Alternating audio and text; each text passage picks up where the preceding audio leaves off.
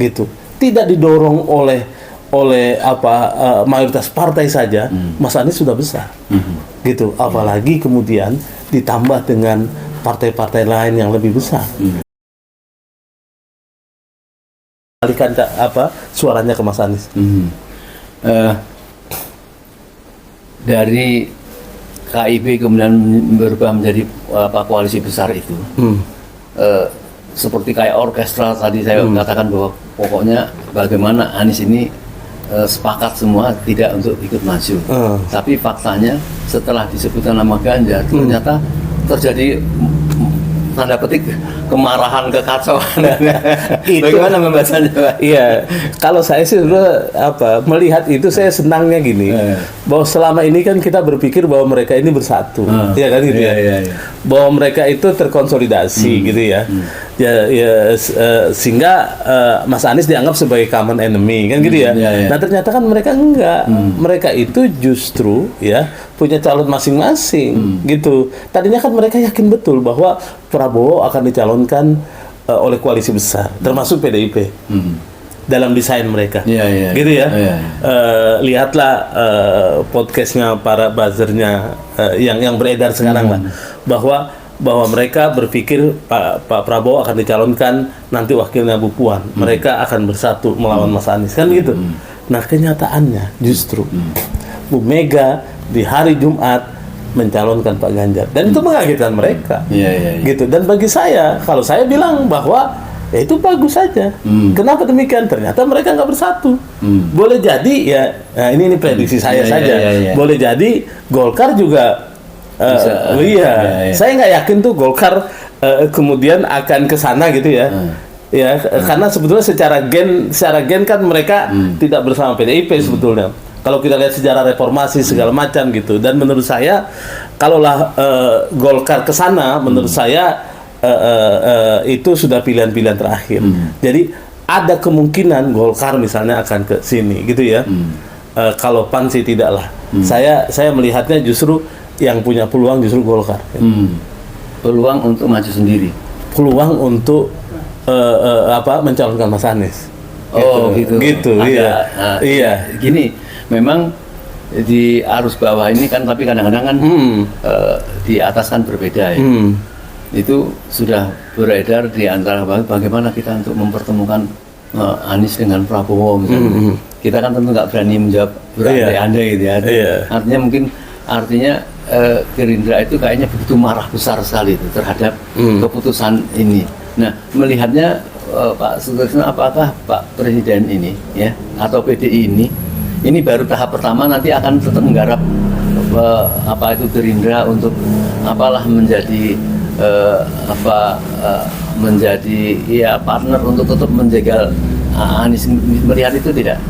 Ya, mereka sih kemungkinan akan berupaya betul kalau calon mereka itu kalau saya melihat ya, calon mereka itu Pak Ganjar, nanti wakilnya mereka cari gitu ya.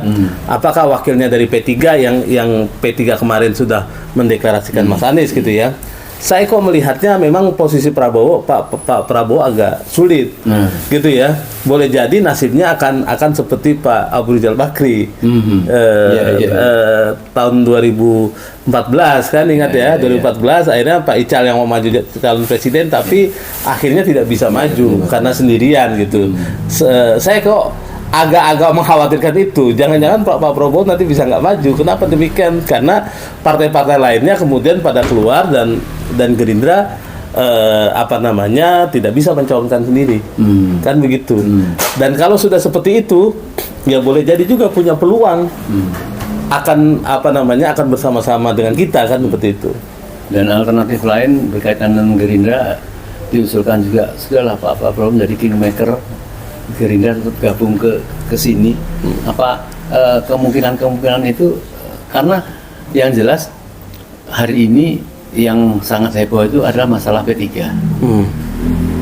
Nampaknya Sandiaga Uno itu betul-betul diganjal benar sama masalah grassroots di P3. Bukan saja hanya mengosongkan gerbong, tapi akan membuat misalnya usulan-usulan untuk Munaslup Munaslup gitu. Itu Itu gimana, Bro? Iya, gini, dalam konteks Pak Prabowo, sebetulnya itu diantaranya harapan saya. Pak Prabowo itu sukses menjadi kingmaker dalam sejarahnya ya. Hampir semua yang dibuat oleh Pak Prabowo itu jadi gitu.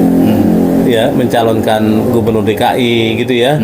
Jokowi calon gubernur, Mas Anies calon gubernur itu jadi. Partai Gerindra menjadi partai besar. Iya. Sebagai kingmaker sangat sukses. Gitu. Jadi kalau itu memang terjadi itu jauh lebih bagus termasuk untuk Pak Prabowo gitu. Jadi saya melihatnya sebetulnya kalaulah berandai-andai lah, kalaulah Pak Prabowo misalnya berbesar hati untuk mencalonkan yang lain gitu ya, gitu, itu jauh lebih baik.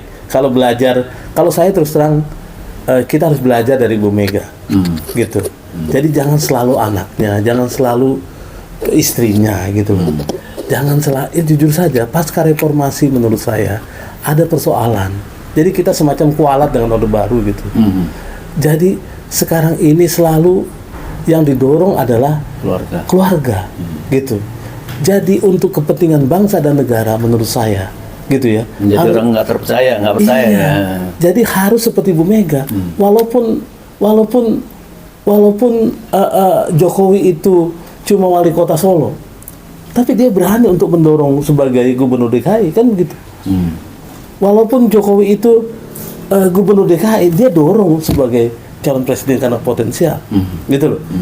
Jadi maksud saya adalah karena hari ini Mas Anies itu adalah calon yang sangat potensial, menurut saya harusnya tokoh-tokoh bangsa berani untuk mendorong Mas Anies untuk menjadi calon presiden yang kuat, gitu. Tidak didorong oleh mayoritas partai saja, Mas Anies sudah besar, gitu. Apalagi kemudian ditambah dengan partai-partai lain yang lebih besar, tokoh-tokoh lain yang lebih berpengaruh. Menurut saya itu akan jauh lebih besar impact-nya buat pencalonan Mas Anies di 2024.